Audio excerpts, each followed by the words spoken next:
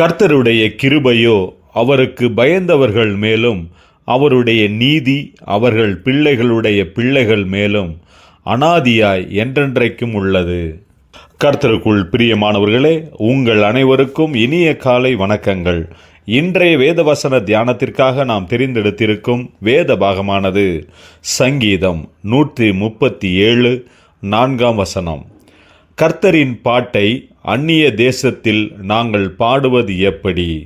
பிரியமானவர்களே, இன்றைய வேத தியானத்தின் தலைப்பு புதிய பாடல்கள் என்பதே. தேவனாகிய கர்த்தர் இஸ்ரவேலர்களை அற்புதமாக வழிநடத்தி கொண்டு வந்தார். ஆனால் அவர்களோ அவருடைய வார்த்தைகளுக்கு கீழ்ப்படியாததினால் பாபிலோன் ராஜாவினால் சிறைப்பிடிக்கப்பட்டு அடிமைகளாக்கப்பட்டார்கள்.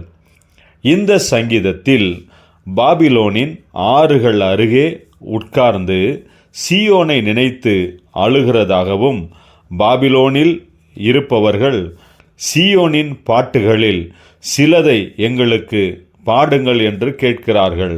கர்த்தரின் பாட்டை அந்நிய தேசத்தில் நாங்கள் பாடுவது எப்படி என்று தங்களுடைய வேதனையை வெளிப்படுத்துகிறார்கள் என்று சங்கீதக்காரன் சொல்லுகிறதை பார்க்கிறோம்.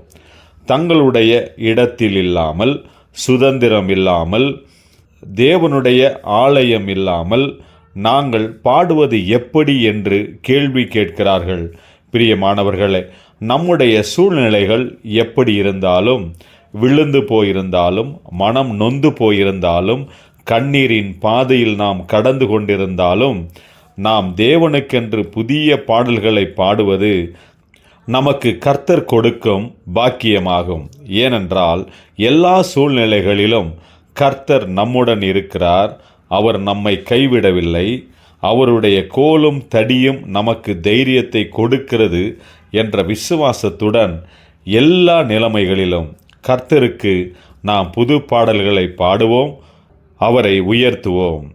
ஜெபிப்போம். ஜீவனுள்ள தேவனே, எல்லா சூழ்நிலைகளிலும் நாங்கள் உமக்கு புது பாடல்களை பாடி மகிமைப்படுத்தும்படியாக கிருபை தாரும், ஆசீர்வதியும். இயேசு கிறிஸ்துவின் நாமத்தில் ஜெபிக்கிறோம் நல்ல பிதாவே, ஆமேன்.